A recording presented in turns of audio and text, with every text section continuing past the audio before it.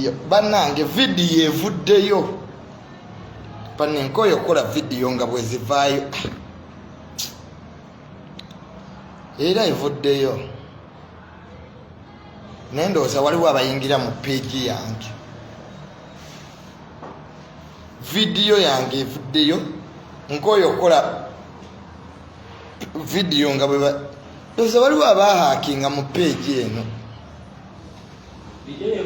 eri evuddeyo sebo gyempa okukola evuddeyo ndowooza waliwo abahakinga mu page yange kubanga buli gyenkola evaayo kati eno mbadde naakagimala nyinza okugira ngaevuddeyo nekiso kubanga kati ono gundi ngenda mugamba page eno ndowooza nfune page endala bahakinga mu page yange kati buli gyenkola balwana nnyo bagijje kyokka live yange gyembadde n'akamala okukola kati ate evuddeyo hano esobola kyenyenda kukolera page yange kati yakitegeeza nafuna page ndala netandika kweyo kwa eno page bagihakinga mu Facebook netuyamba negizza kati yakitegeeza bali basigaza ku right so video bwenjikola ngevaayo ntono nnyo ezisigalayo olwo video zenakola nga 3 nazo zavuddeyo so page bannange video yange evuddeyo gye naakamala okukola anyway naye tujja kutambula regardless we move video evuddeyo banna unangambye Richie abused you yesterday abantu bagala emboozi ya Richie era nakadde neera kye mbu Richie yanvumye ejjo omanyi mbadde mu program zange zembadde neewala mbadde saagala kwogera ku MC Richie kubanga abantu abasinga obungi bye baba baagala era program zenkola mbadde ngamba nnyo nti abasama tebalina ssente nga saagala nnyo kufokasinga ku muntu omu kitegeera that's why I was generalizing okay? But kyambuuseeko ejjo ssebo MC Richie bwe yankoledde live nga kwali anvuma naye ekintu kyenjagala okugamba MC Richie omanyi abavubuka abo they don't appreciate friendship okay? Baagala nnyo beera n'abantu ababagamba bye baagala owulira abo abavubuka abali e Bulaaya ba MC Richie ne gurupu ye they have never learnt one thing that bw'obeera n'omuntu ng'akuwaana nga takutisayizi nga togenda kukulaakulana obo n'obulamu bwe balimu just wamma bwakwefera bwakwerimba tebuli real kwanze Richie mumanyi kyali wange naye kyambuuseeko MC Richie okunkolera kwa nali ku programu emu ne bambuza nti abasama junior gwa babaddemu balina ssente ne bali abasama tebalina ssente ate nga era bambi tebaziina because covid yabakubye tegera it's very understandable MC Richie yajja wano e Uganda nga talina ssente kirege era nze ekyambeezanga ennyo ne MC Richie kumugiranga ssente wa sipapa kwa MC Richie we yajja ng'akasente katini nze nembala mangu amapeesa gange ningamba sipapa oba mbuga basobola okuwa ssente era MC Richie ne sipapa oba mbuga tebaali ba mikwano bafuka ba mikwano kubanga nze kwanze tamale njagala nnyo my friends babeere mu bulamu obulungi tegera abavubuka nga MC Richie balina ekizibu bo balowooza tebasobola okunyooma buli omu just because omugamba amazima okitegeera bo bamanyidde nnyo okubeera e Bulaaya ne beefera tebakimanyi nti wano ku ground abaana baliving a good life so kakati neewuunya MC Richie okuvayo n'atandika okunkolera video wamma bwetyo okay kyaliwe yakuyamba ng'oli mu buzibu nze abantu bali balowooza oba Richie oba yali ampa ssente ate ze yali amuyamba afune ssente kwa sipapa yamuwanga ssente era nga ne video zateekayo tulina sipapa atugulira emmere which is okay kwa sipapa yamunyiganga ya 5 nangamba junior nyambonda ontwale ewambuga mbuga mpe ku ssente kubanga mpeddemu takati omuntu akoledde ebyo byonna nze kyenewunya kwaba abavubuka they don't have loyalty ayagala kusigala nga Rich apulizinga bafaani be but the truth be told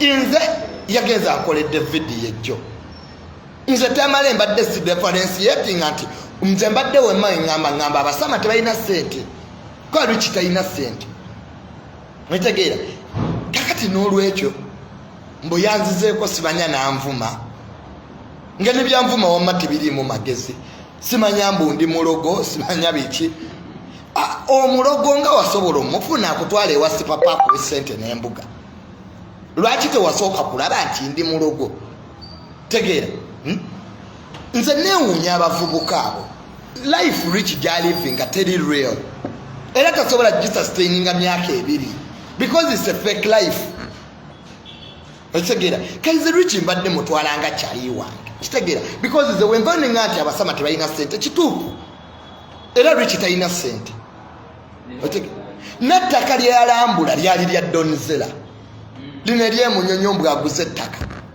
okitegeera era nze yamupangira obuzanyi ne mugamba Rich abantu bagamba toyina kyolina genda ku ttaka lya Donzera tukwate videos kakati ate a friend atakubalira ati lwaki wamuoba omuyisaamu amaaso because I haven't made any program attacking Rich I was saying basama kakati kyambuuseeko ng'ate ndaba Rich wamma andiko kubanga na apartment yennyini Rich gye yasulamu izawedde yagisasula oyo omukyala simanya esaala zawedde eyo yekololo ate ze zawedde tampanga ku ssente era waabanga mukyala mukkiriza zawedde tampanga ku kikumi kye wadde okumpa wadde ne single penny kubanga even I rarely talk to zawedde apartment Rich gye yasulamu zawedde yagisasula which is okay kisegera sente bwe zaggwa ku Rich ne mugamba Rich don't worry we ziba sente zikuweddeko nga because ayononera nnyo sente Tanzania let me call Sipapa is my friend ne mwami SK mugaba kuwe ku sente bakubeiringa uto ona asasula ngo otuuse so kyambuuseeko ate okunkolera video nga ngambu simanya nali mulogo simanya nyamba dandawe yazaala obugo nze Rich let me tell you Rich muyina ekizibu kimu abavubuka ababeeri ebweru and that's so bad that you don't appreciate friendship Rich yajja wano na meeting aba government nabagamba aboneredde nakola video ngagamba Uganda is not bleeding kyambuuka at the same time nagenda nateka ebifaananyi ngali ku kitebe kya nope I don't be with fake people nze sakala muntu ali fake I want people who are real if you support President Museveni wagira President Museveni kwa de Bobi Wine tagenda kwagala ngoli fake that's the problem Rich ye jatamanyi you are going to blow your friends because you want to please social media nga life okimanyi gyoli muteri real and if you don't have real life you're not going to have real friends that's the game abo bona abawagizi baba abekisiru Rich they don't know your life how it was in Uganda those paid people you want to please them over follow abo Rich those people are not following you just bakusunga busunzi and me I acted as a good friend I told you MC Rich bobato ina sente I can get nenkubira Sipapa simu namugamba Sipapa meeting Sipapa nanganti sagala ku meeting abantu abo because abaana abo ebava ne Uganda bagenda ne batandika okukyusa obutambi ne mugamba Rich is my what is my friend era the videos zonna zembadde nkola ne wambadde wakasuku I wasn't attacking Rich era nabagenda nti Rich sente zaggwawo ne bamubeiringa out which is true nze tamale sirimba ekitegeera emmotoka zabadde atabyamu zibadde za Donzera nga Donzera yamuyamba n'amuwa ku mmotoka kakati n'olwekyo ate otandike really as a good friend of you kwanza si worshiping abantu nze tamale simanyi kulimba bye byangobe wa Bobi Wine because Bobi Wine is my friend this is a better wonga mulimba nga mugamba Bobi Wine ogenda kuwangula simanyi obukulembeze ngate kimanyi bamulyamu lukwe kati omusajja Bobi Wine wama nino mugamba amaziba ati Bobi omanyi according to the status quo bano bakwano bakosa funa sente toyina kyogenda kola until when you get a team egenda okutuusa ku bukulembeze era nze abantu bataddewo embeera ne Bobi Wine tankyawanga because amanyiza amugamba amaziba bano bonna bakwano baabo mwetolodde bamukosa kulaba Museveni. Bobi Wine clearly knows that sente zimulwanisa. I got a job like any other person. Ndio omuntu eyasoma noga katitse kituse ngende nkole kati newunyiza MC Rich mbusibanyambo nali nina and I saw this coming. Is a silwani sanga abanopwe balumba MC Rich. I was there to protect Rich. Rich nakubira wona de bonsereko twali mu motoka nga tugenda Jinja nakubira wona de bonsereko tyagala kulaba wona de bonsereko olwo sente zimuweddeko ne mugamba wona de bonsereko ko jawange era bwe yamala okwogera ne wona de bonsereko ne mujja kasimu ne njogera de wona de bonsereko ebabbali wona de bonsereko nanga sigenda kulaba Rich nze just mulimbye wa mabuki ne kati onkolere video kuki just because nakuyamba abatukete mwagala babayamba munabera ko mu life eri real di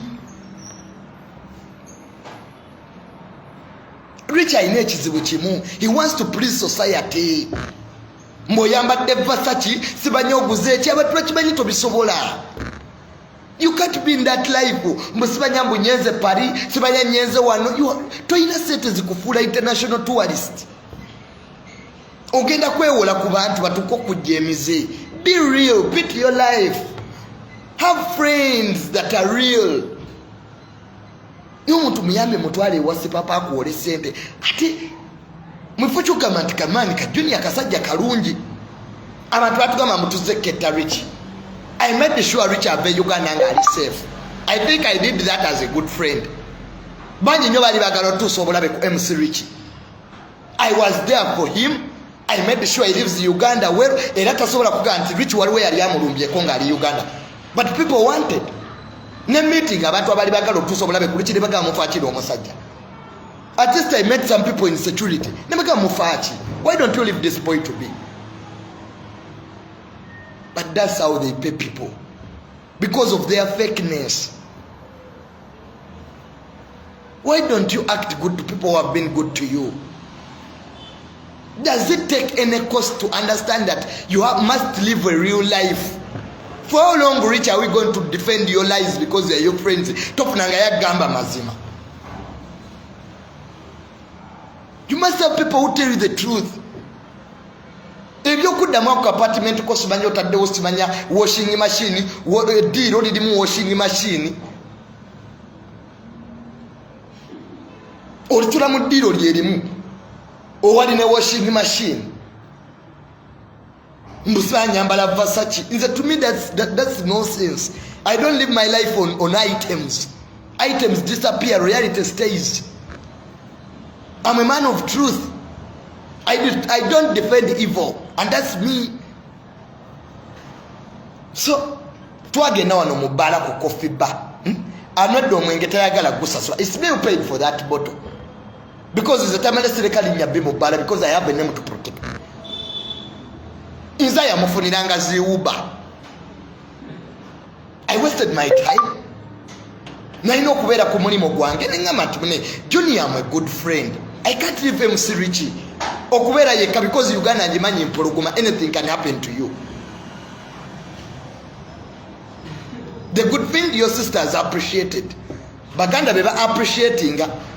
Era baganda beba okolako na usipata bala ne bampita. Nze nabera nga mubala ne Rich. Nenga mugamba Rich katomanyi baserebu bonna bawedde mubala tugende. Because I used to care. Nebyo byokupulizinga abo bafaani bo tebigenda kuyamba, tebisobola kuyamba Rich. You need friends. Abo bonna bazawedde bosabiriza sente simanya bazawedde waliwo yo omukyala bamuyita zawedde bajja tuuka bakwetamwe because nabo balina life, nabo balina really. Yagenza nkoledde video. To sululide video ningono gayali kuchinjaka yebadde mukubye mbona nyamba danda we yorubugo sibanyambo bwe nasika yosete sibanye mwanyi sibayane zivamu. How can you talk that to your friend sincerely?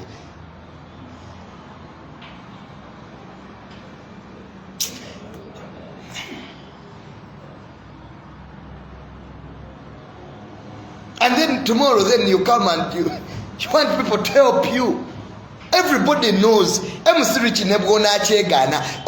knows you're not the one who was helping me. It was you. I was helping you. But because you don't respect your reality, you don't respect trust, you respect fakeism, fake life, living in small apartments, washing machine, and then you start saying that you are rich. It doesn't add up at the end of the day. You need a real life. You need life very real. We have mastered the art to live life very different from our parents. Otherwise, we're faking obulamu. Simanyo yambala Gucci. Simanyo yambala simanya Gucci. It doesn't add up. Because abantu bakimanyi sigwa byegulira. And then because we say the truth, kwa twogedde ku mazima. Twa tukuyambye. I called Sipapa. Nemugamba Sipapa, you a good person. Tuyambo we omwana ono ku sente zimuweddeko. Buze di Messiah. And then you want to hurt people? You want to use your feelings, your platform as a leverage to hurt people? Because in Nambia Basama Temina sent, and that's the truth. Because COVID, yes, you don't have money. You don't have. Madam spending and you, which is okay. For how long are we going to talk? Because you are my friend, am I your wife?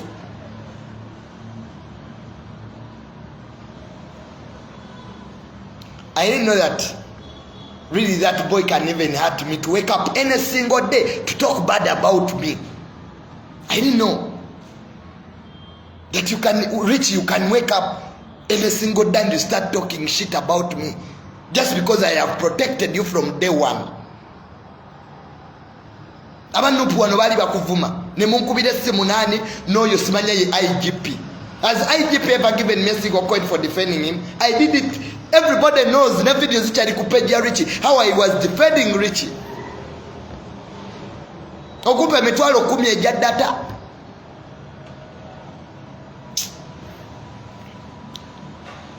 That idiot could send me people, family relatives, to help them on land. Just buy ambabu yambi kubiyetaka sibaba. I don't want fake people. I don't want fake people. I want real people. Orikuchi, what do you stand for? That's what I value more. Not Versace, not Gucci, because those companies, they're not your company.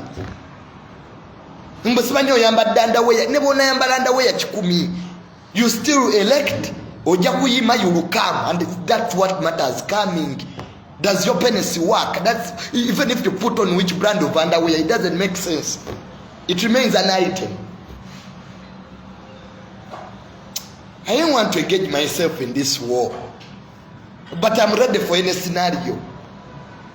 I will not be intimidated. I will not succumb to pressure. I'm Mirundi, son of Mirundi, grandson of Joanna Mirundi. May I say the truth? Because money cannot buy my integrity. But let me tell you, Richie, I've dealt with complex situations before. I have fought noob. This is the second year I'm fighting those idiots. They have never even done anything to me. Because when you follower Lunana, 80 idiots, and you want to use that as a leverage to hide your infidelities. Always in life appreciate people who have helped you. For so long good day, not to Ivuma, but it's just time you'll still come back here. And you still need the help.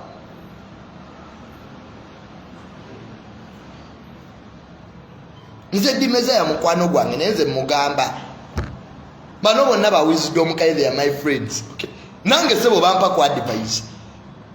I respect Kaye, I respect Isima nze topulirangako era bino bye twanekaye nga just wama 12 katigano namugenti tewagenze bweru nenseka era gyabadde kwanikati nga mulaba because if bwana babloga ba wano fete twerwanisa because man we need each other nze mwenyini nayimuka mu bloga sasa ningamba Isima yagenda kuba president wa babloga I respect them because this matari fake Kaye tali fake.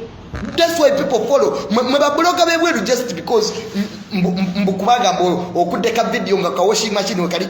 People here are not fake. Fetwa kwa abantu abali fake. Be real. Watu ina setu watu zina. And it's not a problem. Ne rich ebyo byokola kyali mu obuto bungi. Tonnakula. Okyali mu obuto. Tonalaba nsi bulaye balimba bulaye kulimba ebyo nambo sibanyambo nina passport ndi mu Sweden. That's total nonsense. A passport is a paper, a mere document. An idiot can possess it in the whole world. It doesn't put you in a class of intellectuals. It doesn't, absolutely. There are people who have diplomatic passports.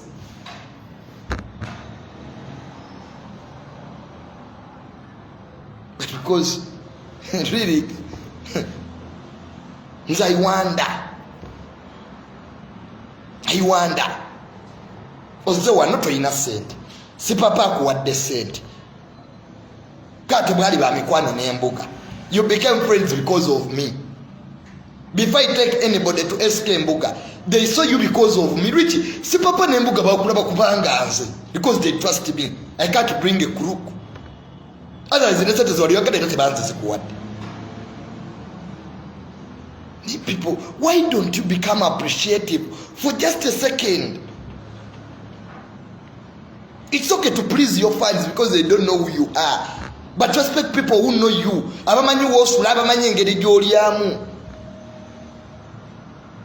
We all know that Don Zara yali asulera munyonyo nga Rich asula kololo. Okay? But because Don inagama no, let me scab here. Era katono okujja kwa Don Zere kololo wali kwa apartment kwatu yamba nnyo.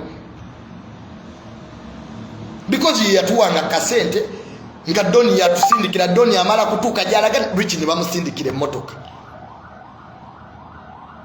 Atandika nvuma. Simanya nali mulogo, simanya yankwatira mutoyi nga nene ddagala. Katwiki muloge ko kye bisirani ebyerere nebyayina musajja wattu. Tayina ne bwatula wankalakalira. Tayina na poloti jogama nti asobola okulimamu obutungulu mbajje mwaka sente tajina. Ebyo kitimuwa ku bantu bakwano bamwe respect be mubadde nabo. Akutte poloti ya Don Zera gyalambudde. Kaye Don tayina buzibu osobola okozesa ku bintu bye. Kaye Don Zera tali fake. Kyataakole tajja kikola. Kyanakola ajja kikola. Don Zera bwagenda mu bbala nga yazze spending $5 million ne bomugamba spending mukaga takisobola takyagala. Ajoga Junior, I came here to have fun to spend my money. And this is my budget. Are you in or you are out? Simple. Those are the people you want. Yakati okuta akasimu nyambala Versace. Simanya nyambala Gucci. Hata utuse Uganda sente zikuweddeko. Basi papa bakuyambye, ba mirundi tukuyambye. Hata utuse rweru hata utuzalawa. Kwa yagala pleasing abo basiru banno. Rich, that life cannot be sustainable. I want to tell you as a friend. You are not the first person to traveling ogenze college. Kale kati Rich abadde kala traveling omanyimu abasiru byebibalya mbu omuntu nti traveling mubuze gye yalaze yagenze college. Business Rich gye yali yakutudde mukyanga atambula bivuga. Nti agenze mu business ne Bill Gates e Paris. Just wasted your time. Don't call me right now. Navuddeko dawaya. Amanyimba dawo then a guy called me ngamba Junior. What have you program Rich gye yakoledde? njirabyeko na seconds mbusimanya ndi mulogo. So bad that people will always live in denial. You live in denial year after year. Muzawede sibaja zawede achagala nnyo. Zawede talina baana. Goza Juliet zawede agenda kudda kumwe mbwakulabirire nga akulabirira sibaja talina baana. No sense. Mbwakubidde katishi the banks simanya ye katisha the banks nzati sibamanyi. Mbukatishi katize katishi the banks mwagaza cha nyambechi. Tugezo kola foundation. Era donizera yatuyamba. Kwe bitu byali bya donizera. Lwiki yagula bo juice bwa 10,000 bwe yagaba. Mbuli yo rice fwe gabye. Man, mu bantu ate lwiki be wandi badde wa respect yandi badde junior. Kwanza tulina gogenda yita ku page yombwa nvumi.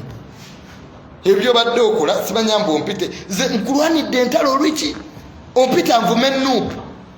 Nezija nenjevuma because of you.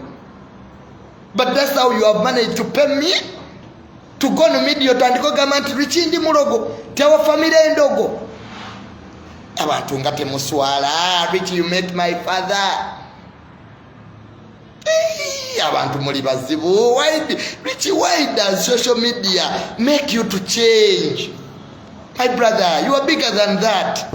You are bigger than those shoes you post. You are bigger than those shirts you brag on. You are bigger than that. Rich, you can do something sensible for yourself.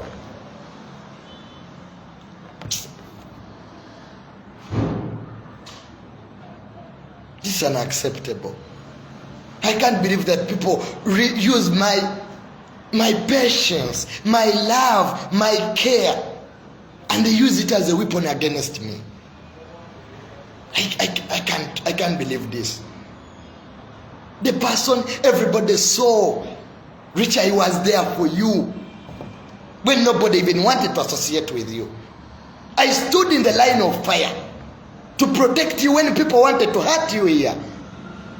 And is that a wickedness? Can even stand on your life and talk bad about me? And then tomorrow you wake up that you're a man? Is that how you value friendship and loyalty? Is that how you're going to live your fake life year after year because you have stupid followers who don't tell you the truth? That is old-fashioned way of doing things. If you're bragging anga boyine ngoye za Gucci, sibanyanga boyina.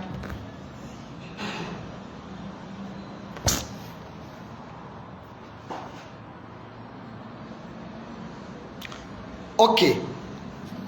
Let me put this clear. Okay, for starters, I don't know where for enders, because there is this common phrase for starters. So don't ask me for enders. For starters,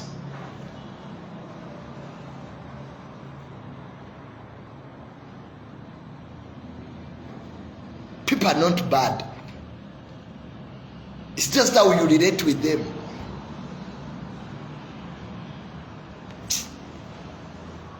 You don't have a life. Rich, you have a good family.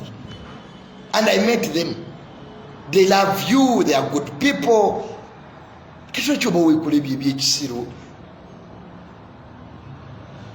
Mbubera awo mbubosika kamindi. Think that's life. Kubera awo mbunga bosika obumindi. Shit. That's not life. That's what people stand for. That's if you see about to see bagala.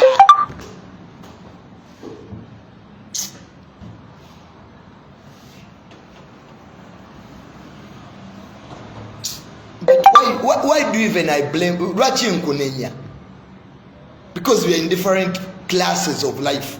I don't know even why I'm blaming you, Richie. Because I expected that from you. We are in different classes of life. Me, I'm real, for you, you are fake. That's the only difference that separates us. Whether you have 20k or 15k, it doesn't matter in life.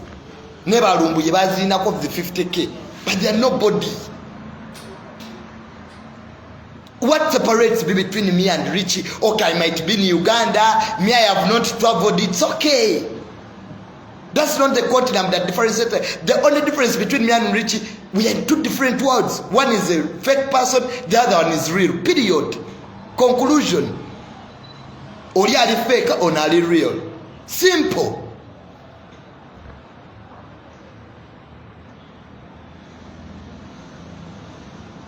You have underwear your Rubugo. I was so defamed to that extent. Can you even come and not mambo mutumba yayamba underwear your Rubugo? Can you talk bad to your friend? Can you talk that to your friend sincerely? No chogere your muntu. Those are personal sentiments.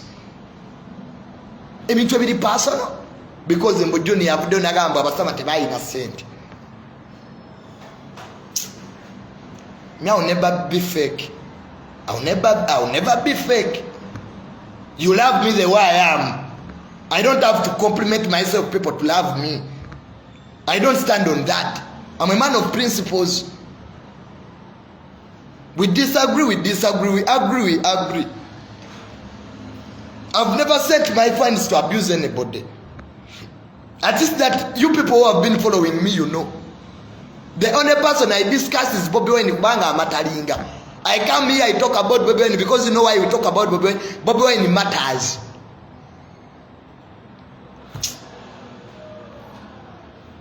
And I saw this coming. And I'll never accept any person now to use my abantu bakuvuma wano Richie medima kuvumi nekusitandingira was a friend nemvuma medimo nze medimo musajja tusimanyina kumumanya semulabanga nako nene ngamba if you attack my friend you have attacked me. Just living fake life. Oli kutaka lya donzera mbumbumbu waguze taka okubira uliza wedde simu siba Juliet za wedde nze Juliet tapanga kuseta. I don't know even nayogera ko ne Juliet za wedde omunundi gumwandi yali ku simu yo nagamba bwagenda kujja Uganda simanyara gaba tugebazasanya sente which is okay. Nze Juliet za wedde oba mugagga si yanziza si ye yamperera. I don't know them. Kati ekyenvumya kitamale lwaki onkolera live ngogamba ndi mulogo mbunali nkuleetedde eddagala lwaki nkulogeko ki nga newe bakuziika otanka nawo nga newe bakuziika kusaba yalere musiru kinofa we bakuziika otanka nawo tomanyiiwo ova Kanungu bakuzaala mu Kampala lwaki tewasamalirako e Kanungu ewammwe mwesibye mu Buganda nojja mbotekewo embeera lwaki togenda e Kanungu gye bakuzaala lwaki otyayo ennyumba yewammwe mu kyalo nga tewagiraga ku live bw'oba oli bulungi tigwe wamala why didn't you show your house in the village on your life if you are not really a fake guy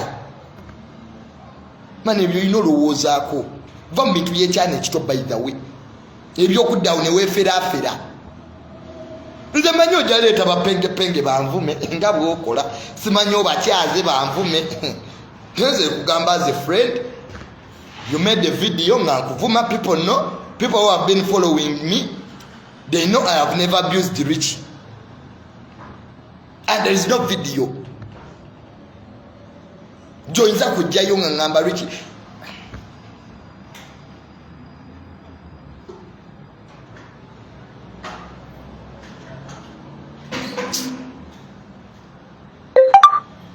mbulire kuzina abakazi gwe mulimo smart wire nozina abe Paris nozina abe India nozina aba Indonesia tenovaya tenoyagala omanyire mbumbumbu nfule victim. Am I there to protect your infidelities and your weaknesses? Nzo wano nupo we yali envuma nga tewanwanirako tovolanga bakyakuvuma nnyo Richie kiri ekisajja kye Boston kikuvuma buli omu akuvuma and fe totubalamu magezi people who have been with you mboyina sente Richie alina sente ki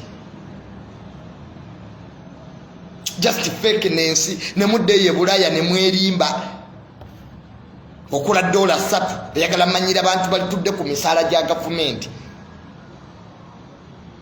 Abantu b'Ebulaaya mulekerawo ebintu by'okwerimba. Wantu mina gwe muliisa ate temina gwe musuza. Come here, be humble, do whatever has brought you mugende.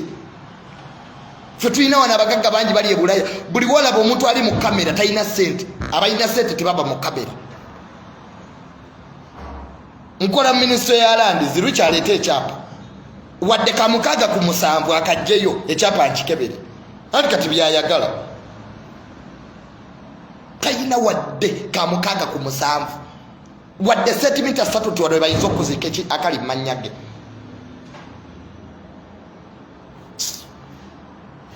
Kugula Uganda Walagi mu bbaala na kutandika kumanyira bantu. Njogere ku Uganda Walagi. Saa bintu byakumanyira. Donizera yabadde akuyamba.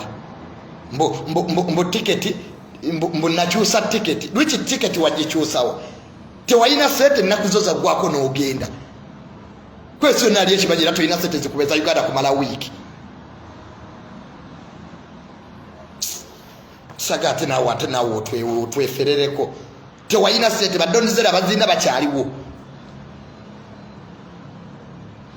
Bro speak English. Rich didn't have the money to spend here for 2 weeks. Everybody knows he didn't have the money to do that. He was relying on his friends from Europe. And when he called them when the phones are off, he decided to leave. So he didn't go that because he wants.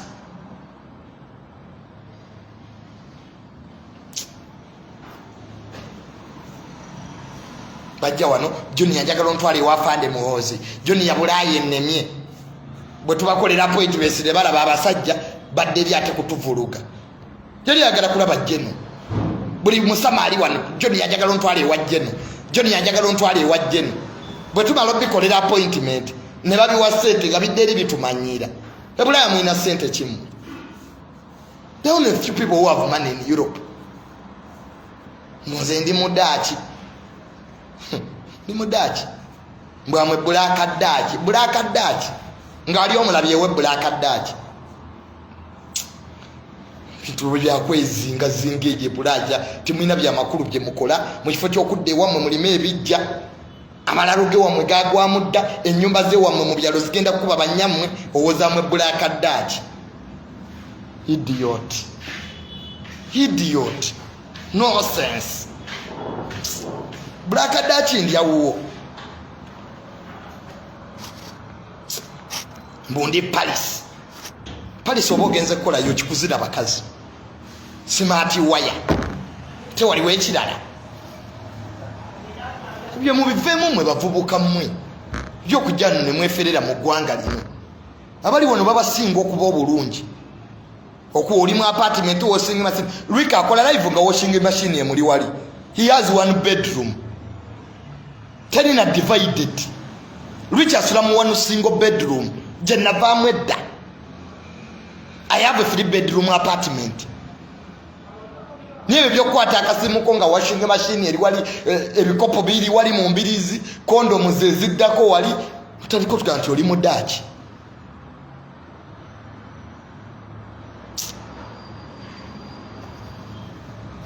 Sulanga binyira. Tuvuga COVID abatta abamalawo. Musulanga binyira. Ono bwa sempe onawe bwogisa. Fesibu wono ekitanda kiberinga etoye erieri. We have much land. Nyego onasula mu kabina ka munne basula ku butanda bwe bumu olya okugula akutadde eno omutwa akutadde mu kabina ka munne Black Dutch. Esimu ze muyina baba wabuwine musasula kwanga iPhone esobola okuwa iPhone 13 bosasula mpola. So is that life? Kubanga mbogenza iPhone nekuwola antu bagamba zaaye eri tukuwe no mbosasula mpola. Kati obulamu is that life oba fakeism? Amabanja gabatuse ku bulago. Wano musaba kyalina ekizimbe. Nga mukulu wange yamu. Toyina wadde ettaka lyoyinza okulimamu amayirungi. Abaana bali wano abana bekoledde investment omuvubuka asuula nsawo mu wino nino omusanga nga ayina ettaka ina square miles alimyeko enanasi muli mu babulaka ddaaki bw'okwata akasimu hamwe bulaka ddaaki kombe wosenye masini ekuli wali sula busuzi nga binyira genda Bulaaya kweragirayo kitawe yanunula Nezalandi just bya kisirusiru manzi byekisiru tububizizangamu nzitamale nebuusa kendo obuze Bobi Wine nze nebuusa tezina gwentya era mujja kuddaawo mbu munvume but facts remain facts temulina kyemuyina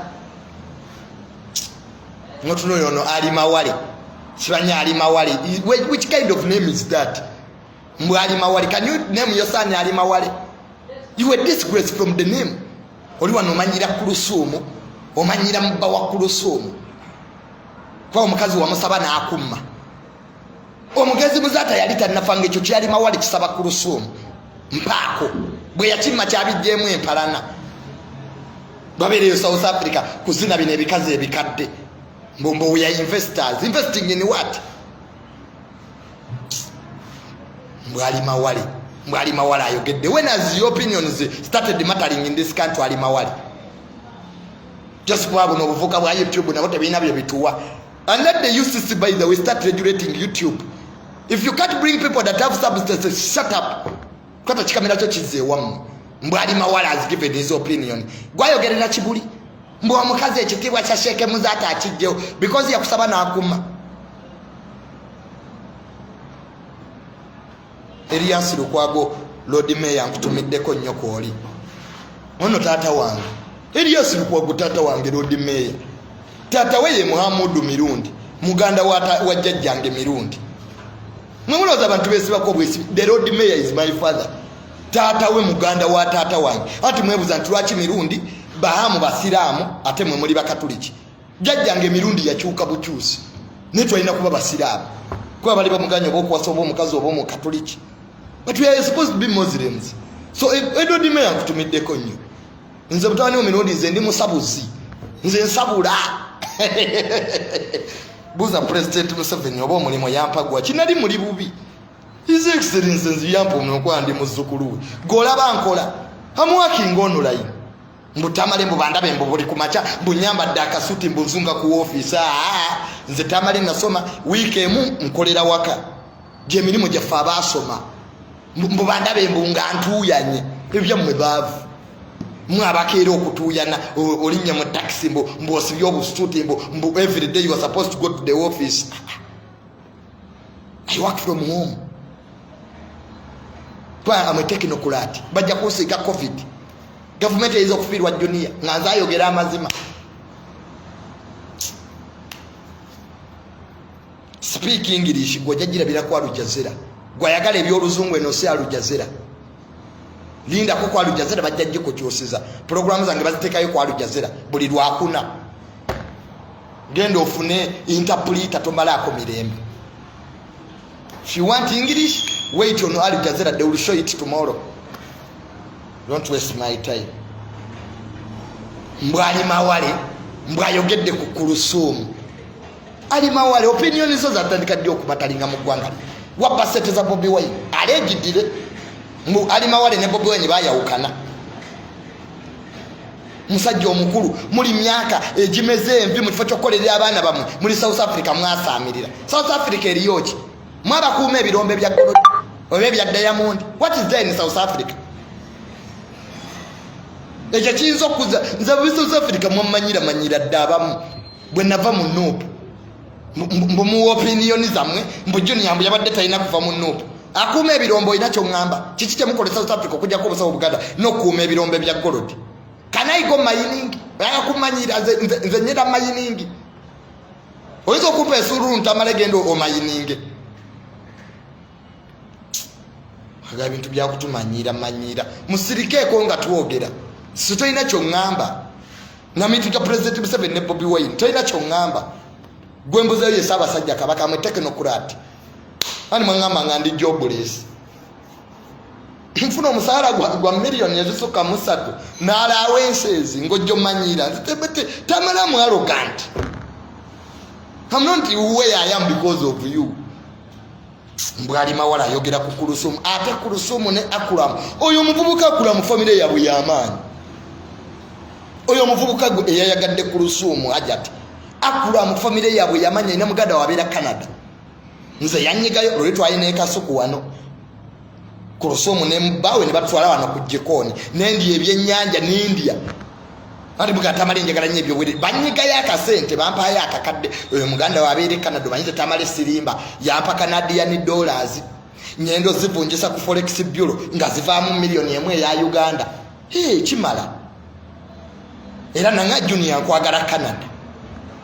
Kakati oyo Akulamu oyo gwe mumanyira Akulamu engineer omanyi abatasoma tomanyi nti waliwo kye bayita electrical engineering ne bano ba engineer bazimba enguudo. Engineering has first classes electro simanya magnetic all of them are engineers. Ne kwanga ali mawale ke wasoma ekikusumbu wali mawale mwe kamabulire mwe bavubuka mwe ne bwona tambula ensinga te wasomera obutasoma abo busigala buvaayo. You cannot even differentiate an engineer. Oloza engineering kuzimba nguudo kyokka. No, people even who make planes are engineers. Sound engineer. Bana babera ku sound bolaba. They are sound engineers. Engineering erimu classes nganya. But because of your lack of education. But we don't blame you. That's who you are. God blame your parents who didn't take you to good schools. That's why you talk nonsense and idiocy. Share idiocy. Mwali mawali ya yugidichi. Ali mawale kiriza hajati Kulusumu tachadda ekikazi mukisabye ate baseeka abamu nammwe kennaabwabya abali ekibuli mwasabasaba dda Kulusumu n'abamma mpaako n'afuuka mpaako mwemuloza buli mukazi anagenda yeegabangula. Ali mawale hajati Kulusumu akuweeko kuki olina kyapa ki kulabirira bakadde nakwala masuuka mbunaye mbwe ali South Africa. Some of you are just misfortunes. You are just in South Africa because mwaita wansi mbo woyite Tanzania nokirire Malawi mbo nogwe Zambia mbo nokampa kalisoso you enter just there spreading idiots nonsense. Kale come and beat me. Come and beat me, I'm here. Nze junior situnda kale sina gwendya nti omuntu ogu president Museveni ne mutabani we ne genocide pozi ne bano bajeno mama Kadaga nkubuzizzaako nnyo mama tusangayire mama Kadaga mundeke netereze nga mbuza mama Kadaga apenuya omumbejja we Busoga mama nkutumiddeko nnyo tusangayire mama singa mbadde nsobola okufukamira nandifukamidde leka gwe mama tamale I respect wenteeke enseke zange kasuku ne gundi mwangambye ne nani kire kivuuka kyanikate kitalina nnyo mulamu ekibeera mu bakazi kikeizi kasuku ne keizi mwangambye nti wabula tamale omwaka guno okubya enseke kasuku mundeke kuba enseke zange kasitama nga sina gwenzibye. So Kulusumu ne bawo Akulamu eat yourselves in peace. Maliriza ne story ya Uncle Gashumba. Nawulidde nti male mabirizi mbo yagala kusamoninga Uncle Gashumba. Na Uganda egudde ddala. Family ya Gashumba ne family ya Mirundi zezimu entalo tuzirwanira wamu. Teriyo lutalo lwe tutalwanye fenna. We are allies. Pozi recently olutalo olwali lwawuddemuko lwe luno olwona omwana Kirabo oyo omwana taata we muganda wo omulamuzi bamugemeire. Ako Gashumba ng'agamba nti omulenzi ono Kirabo ye yatta omuwala. Kate nga muzeeyi mwami Mirundi Senior yagamba nedda abamafiya bagala kuba family yabo mugemeire because oyo muvubuka ava mu family yabo mugemeire. So ako Gashumba nankubira nangamba nti bintu binombi manyi tata oyandisose kunkubira nga tanagenda mu musango ki ako Gashumba yeche atamanya nti daddy mukwano gwa mulamuzi bamugemeire. He had to support the bamugemeire family.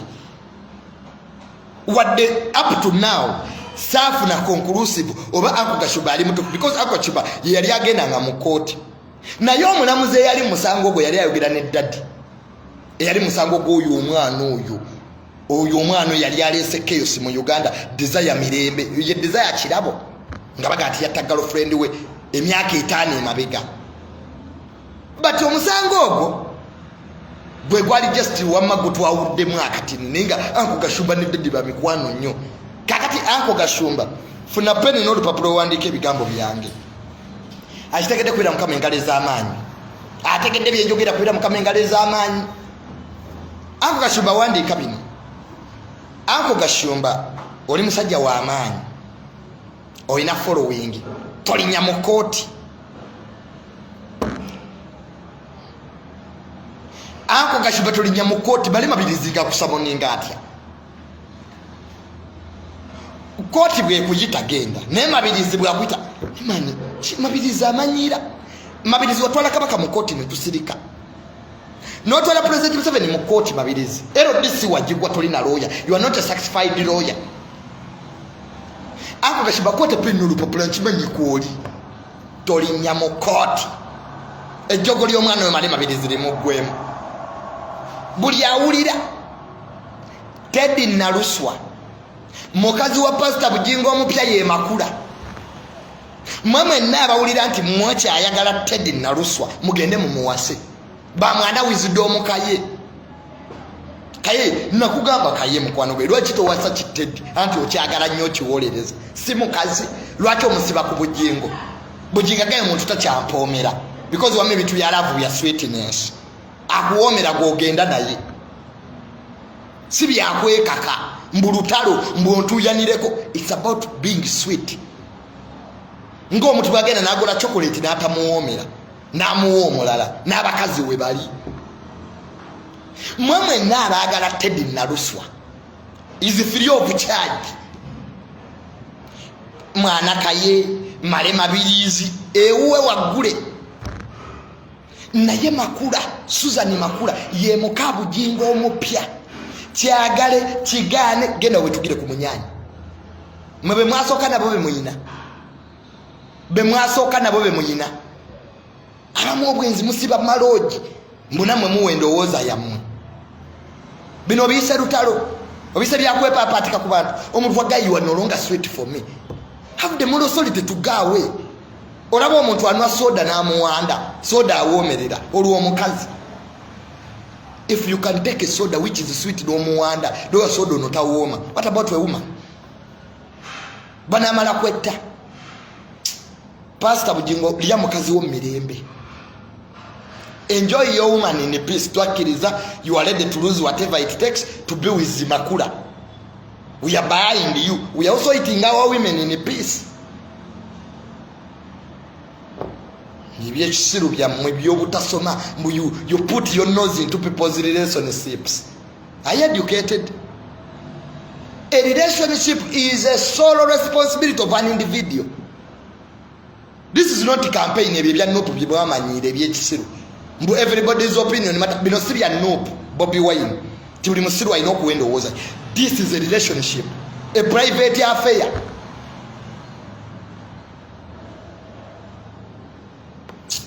Just kumanyira bumanyizi bantu waliyonga beyagala muntu ageto mpomera ebye nagambo no Pastor Manji gendo fune yakavubuka akato mbona yali mukabo omusajja yanchaye kubulebe guno bakyakabira abasajja kubina ebivubuka bya nopo ebitalina byakola bibera majimu biri wano kama oche bivubuka bya nopo ebina byakola gendo funeyo kimu kikutose ku ntiko Pastor Manji ebyana biri wano because obunyama funeyo kimu kikukume bize lwaki otuwoganira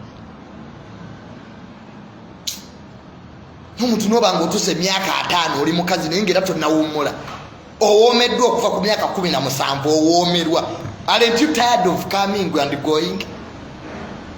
Waliwo emyaka egitakyakaabira n'abasajja. You have seen men era osigala okyakaaba nkyamwagala. Zibintu ffe batamale wamma emyaka gyaffe gye girina okukaaba mbuba ku kyayi because I haven't tested many women. I'm just starting. Ne natandikira mu loole Donizera. I started in a loole era likodi ewaffe nzagiina nze yali avuze ku loole n'alongo shira no mukazi oyo. Mukazi oyo bannaye yayina ssente ye mu America. Donizera yayina amakeero Las Vegas. Baba watujirira alongo Donizera nashira yayina ye muna Uganda. Donizera mbwe yayina amakeero Las Vegas hane oba najjayo dyera Las Vegas mbu kyekibuga ekisinga obwamalaaya kyokka bannange Donizera abakuwalana bali ku byabwe. Gwe Musame yasigalawo gwe wasikira Ssemwanga. So Uncle Gasumba, don't go. Tolinyayo. Uncle Gasumba wamma okimanya abafuga balamuzi bali abantu basatu mu Uganda, omukazi omukadde n'abasajja babiri be bafuga abalamuzi mu malema mbwasa Moninge Gasumba. Mwagala kwononeka baana mmwe munaba muli awo nga n'emirundi siniyambu nga naye mu Moninge wona abayo sisi dadi yagenda ne Jambia mu studio mbu naye bali bamusamoninga mbu lwaki agenze ne Jambia mu studio wano ebankuba ne bannumba wano ebannumba mbu Yusu Simbu yamusamoninga yalinyayo oyinza okusamoninga muzeeyi dadi bamusamoninga ebyo ebyekisiro kasita akube essimu nga president takimanyiiko ono omuntu asamoninga dadi yafande muhoozi ne president Museveni mbu bagende wa president mbu balope dadi mbu agenda ne Jambia mu studio mbu atambula n'asidi. President yababuza ekintu kimu, omwana yemu abadde mukuba waaki, why did he attack his son? Muli eyo mbu muyina ssente olina akuuma akakuba ssente.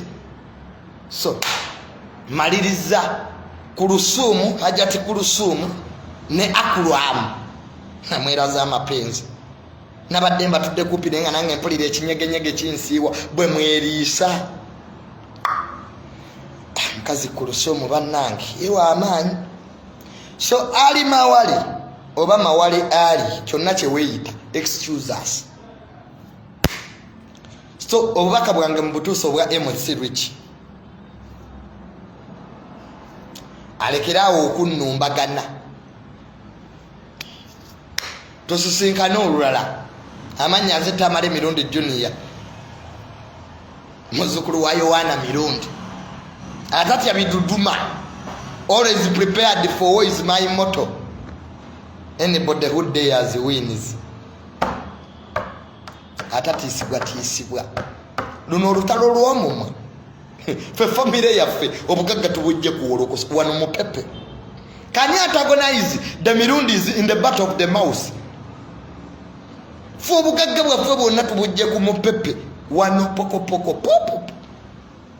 Nze ndi buloga ekivunulwa omukubi w'amasasi ow'emimwa. Buloga mu Luganda aba mukubi w'amasasi ag'emimwa. So nawulidde mbu abasama mwagala kunnumba mwagala kunteeramu ssente. That is a suicide mission. I forgave the people who attacked me last time. I managed to beef up my security. So come knowing omanyi ffe ba mirundi kasita otulumba tuvaayo buvi abajjayo enjala ba stand by generator gye baliba president w'ekomyanda gyali ffe ba mirundi kasita otulumba nga tuvaayo ffe tulina abatulwanira entalo gye bali abalwana entalo zaffe nne tetukyalwana ntalo. Kale nawulidde abasaba mugenda kunteeramu ssente bupozi nagaye muddemu mbu munkube. Bw'onaatuuka ku airport ne bagamba nti olina covid bw'olitegeera nti mu Uganda mulimu abalina amaanyi How can you antagonize Mirundi? A vice president in waiting? Tulu wano kuswamya Museveni akutuke twirangirire. Nalabye Jeno Muhoozi mbwe alina gwe yakutte.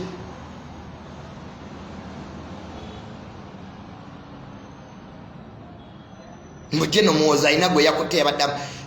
General Muhoozi kwata embwezo naffe zaatuvuma dda bulijjo tunoonya we tukuloopera. Baba afande, arrest those idiots. Ovuma otya president we10 mbwe ali obese. How can you abuse the General Muhoozi? Countries standby generator yeggwanga. Arrest them. Basi bene bisunzo bisule nalufenya. Ovuma otya General Muhoozi. President we10 addako. Standby generator. Command of the armed forces.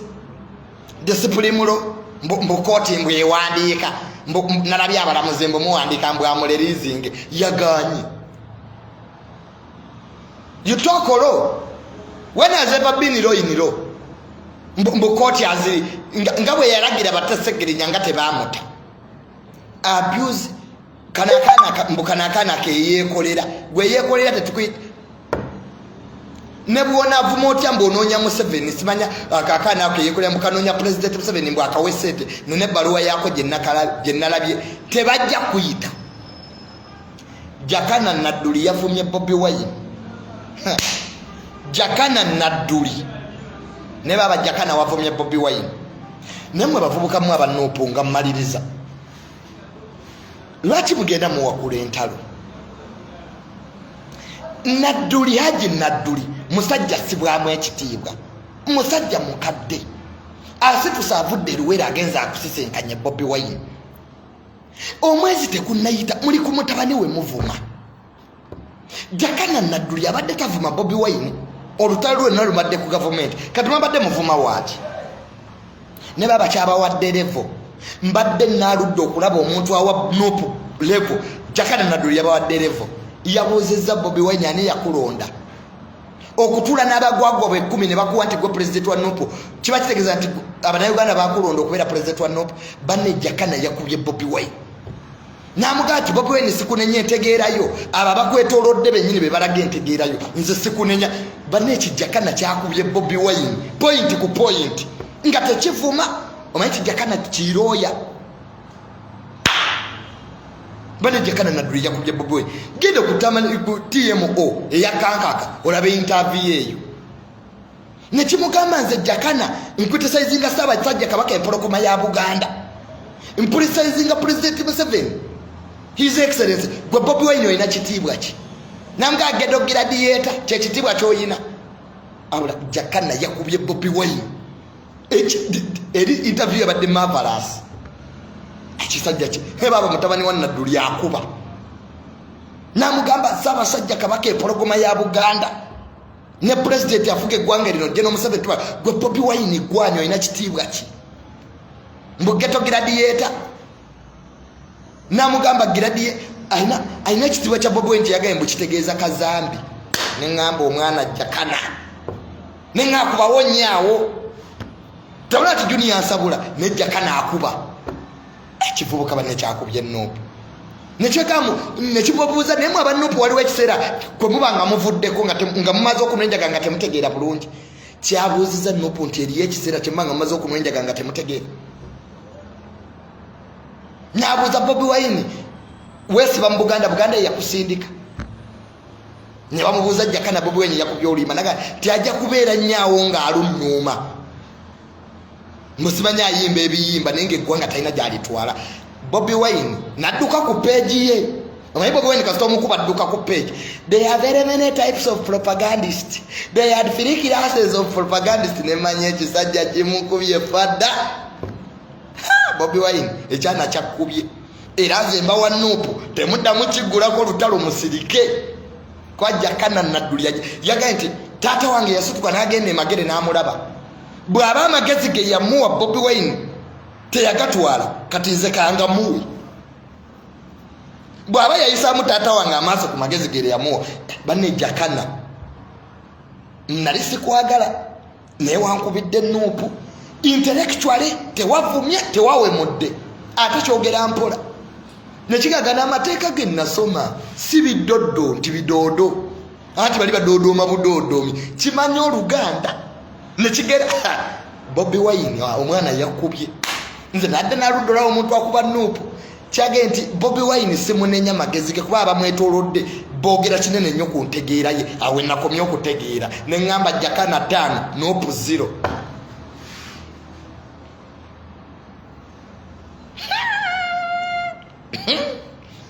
Nuupu mbawa amagezi Jakana Nadduli musooke mukireke kijja bakuba kwa abavubuka bamwe tebamanyi kuddamu bibuuzo Nuupu by the way abavubuka basobola kuddamu logically bamanyi olinga amatako sibayo ebyo bye bamanyi aba Nuupu ate omusiru bwakoma okulowooza atandika kuwemula era person who doesn't have information atandika kuwemula naye Jakana Nadduli aba gavumenti omuvubuka oyo tumwegendereze mwana yakubya Bobi Wine Bobi Wine adduka ku page ye but they are feminine types of propagandists.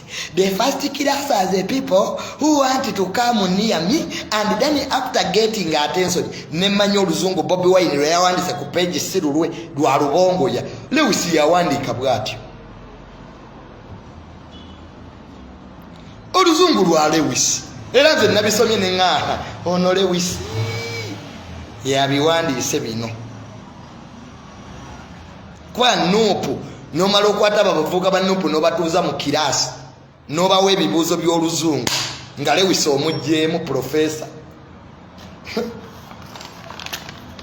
oyinza okumakinga n'ogweri gwe kwata bonna abavubuka ba Nuupu ne ba MP baabwe obatuuze mu kiraasi obawe English essay bila Lubongo yayesooka obuggyemu era bonna babeerawo nga balinze Profesa Lubongo yajja abawandiikire Lubongo yo oyina omulimo Lewis oyina omulimo nkusaasira gwe Secretary General gwawandika ku peji ya Bobi Wine gwayina okugenda ku peji ya Nobia nilyotereza ensobi ku peji ez'oluzungu omala ate ogende ku peji ya Bobi yange otereza ensobi z'oluzungu atodde kuya Edi Mutwe kozi lwaki ebivuga bya Nuupu biwandika nnyo comments ez'Oluganda oluzungu akuna bagala nnyo Oluganda kwa Profesa Lubongo ya bonna basanga basimbye line wali zi Lubongo ya njagala mpandikire kwano ku page yange nina gwe njagala ovuma Chairman Nyanzi wano yali yesimbyewo bamuteeka ali ku toku kakana ne mugumya akamubuuza Chairman Nyanzi what are you going to do for Kampala natandika you see you know now I don't see now I don't know but if you see COVID is a natural disaster so when Bobi Wine muganda we nawo kubira Chairman Nyanzi amugamba ani yakututteyo okutuswaza lwaki tolekanga Lubongo yanagenda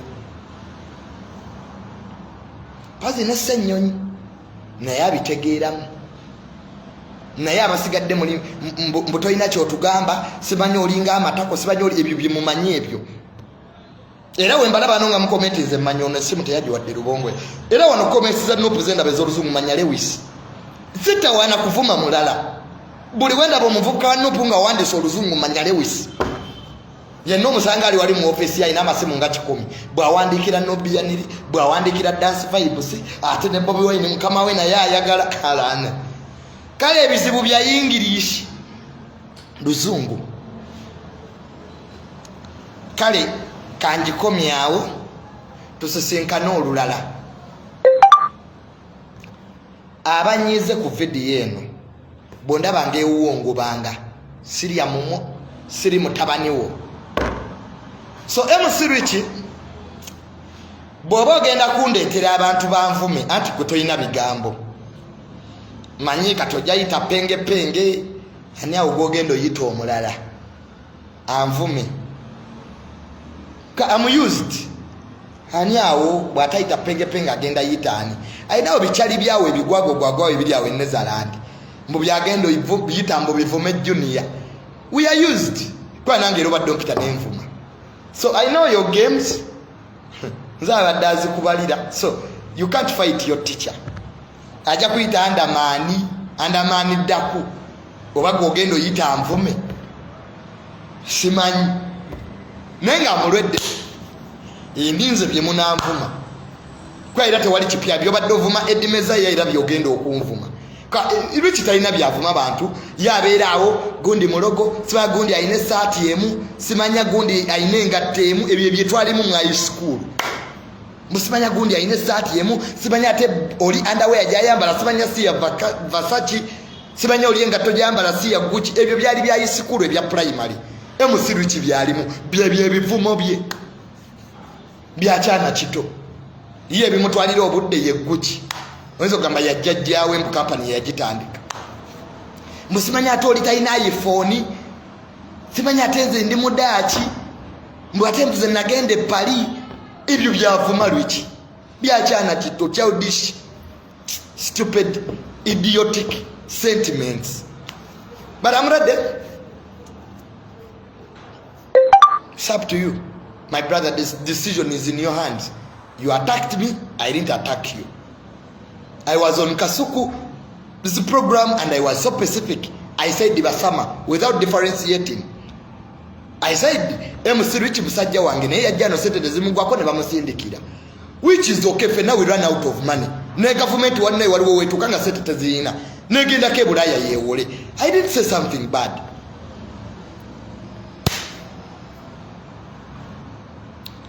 But you deleted the video. I don't delete. My page has a problem, which I'm ready to iron out. Omwaka gwakyuka, I have to change the systems. Ne adukanya page yange ali bwe. So no mugamba to say settings because ina fire ina gundi ezije protecting. So buli omuntu ayagala ogihackingamu nga yejjako because bali bagihakinzeemu abanoopi. So we meet next time. I'm Junior. My fans who love me, I love you too. Those who don't love me, I don't love you. I'm not a fake guy. See you when I see you. If you don't get it, forget about it.